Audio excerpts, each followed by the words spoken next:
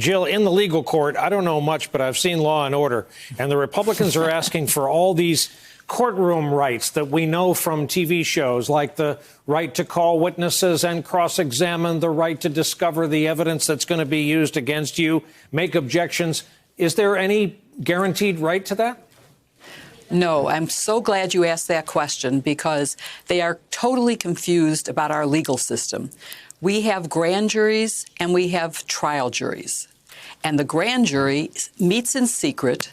It is a tool of the prosecution to develop the evidence, to call witnesses in secret so that they will not be intimidated by the defendant.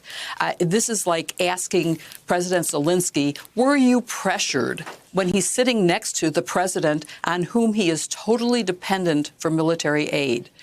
That would be the same thing as if you had the president sitting in the room with the grand jury. You can't have that. You need to develop the evidence, and then the defendant gets anything that was exculpatory, and the defendant gets to question the witnesses against him. That's what will happen in the trial in the Senate. That's the trial jury. Right now, the House is acting as a grand jury and should be allowed to continue in secret to develop evidence, but they have to have witnesses. And if the president can get away with saying, I can't be investigated, I can't be indicted, I can't be impeached, then he has made himself a king. He is not the democratic ruler of a democracy.